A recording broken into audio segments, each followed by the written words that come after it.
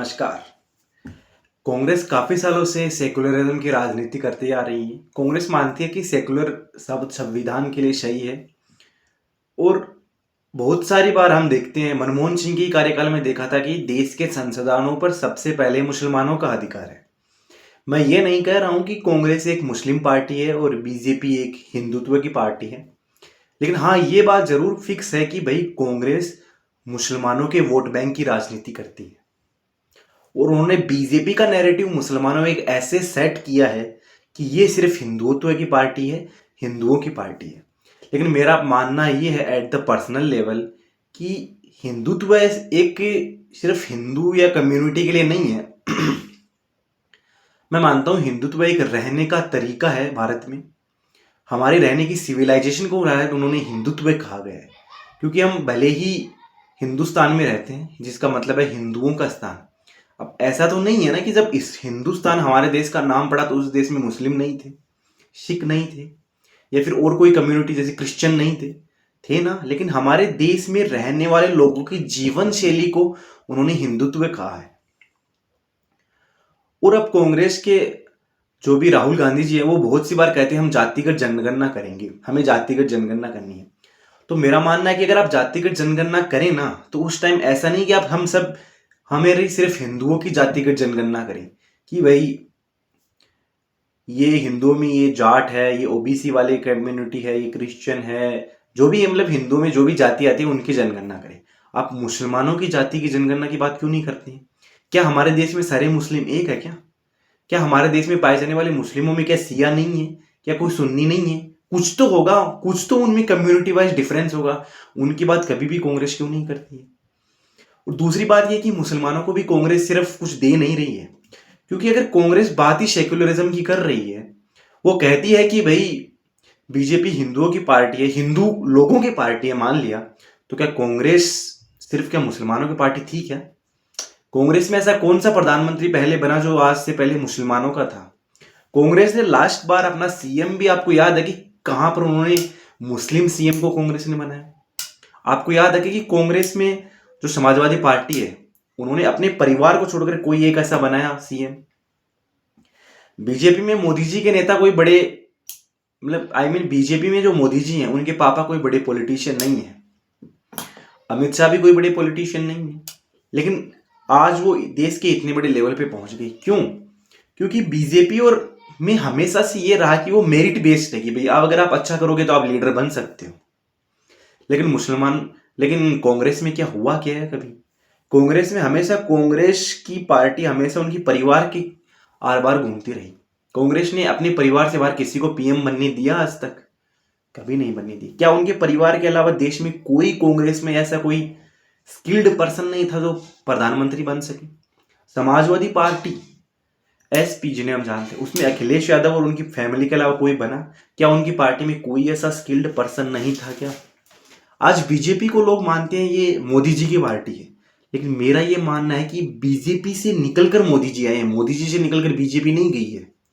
लेकिन दूसरी तरफ कांग्रेस को हम एक पार्टी मानते हैं। मेरा मानना है कि कांग्रेस देश की पार्टी से अलावा एक परिवार की पार्टी ज्यादा बन के रह गई है, क्योंकि वहां पूरी पॉलिटिक्स परिवार की चार बारी होती है।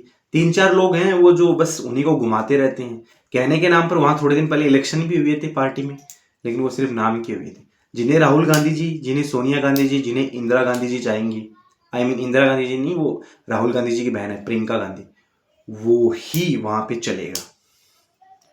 और दूसरी बात यह कि कांग्रेस कहती है कि हम मुसलमानों के अधिकारों के साथ हैं।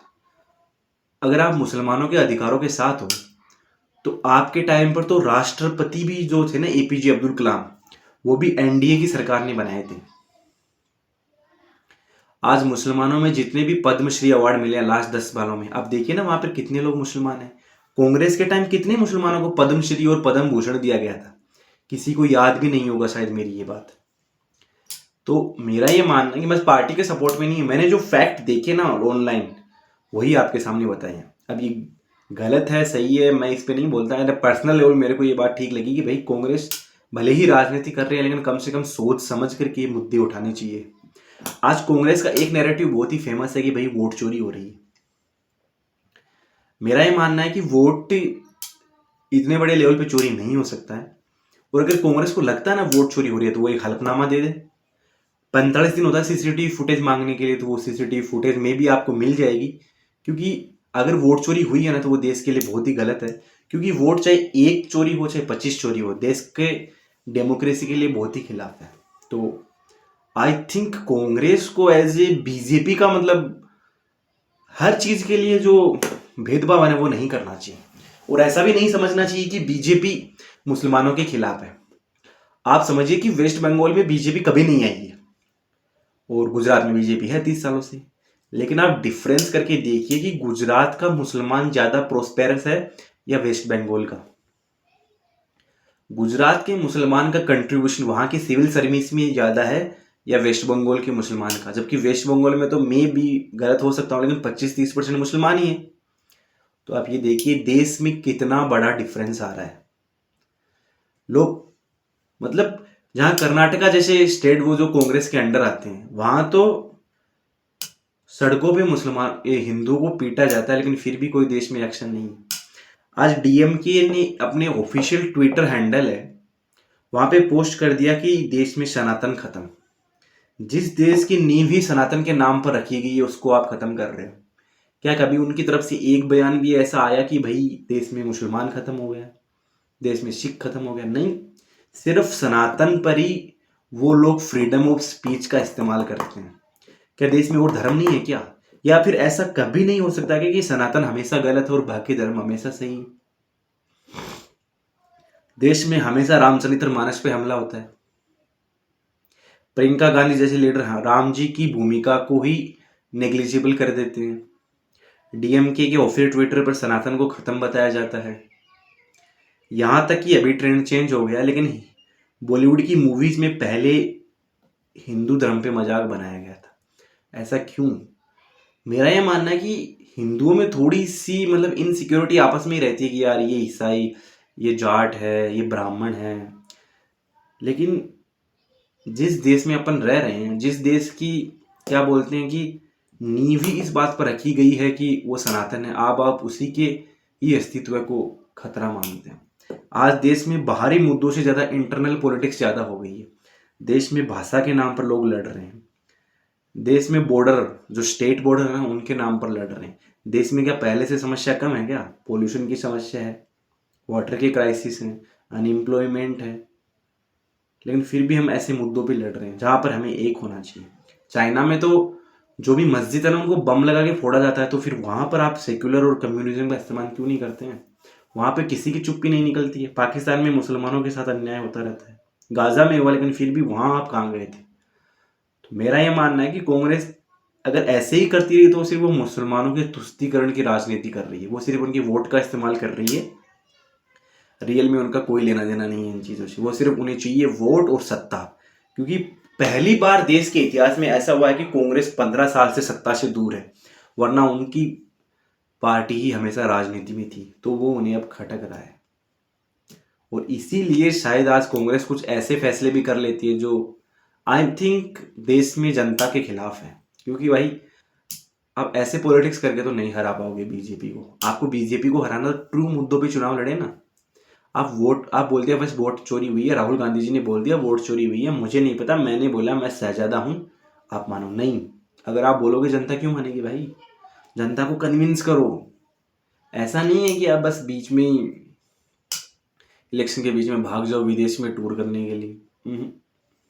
ऐसा करेगा तो नहीं चलेगा। तो मेरे को भाई, मैं जिस लेवल पे हूँ जहाँ पे कोई किसी को राय देने के लायक नहीं हूँ, लेकिन मेरे को कांग्रेस को एट द एंड यही राह है कि आप जिससे भी अपना कैंपेन प्लान करवाते हो पहले उनको बदलो। वो लोग जो आपकी कैंपेन प्लान करते हैं उनको हटाओ वहाँ से।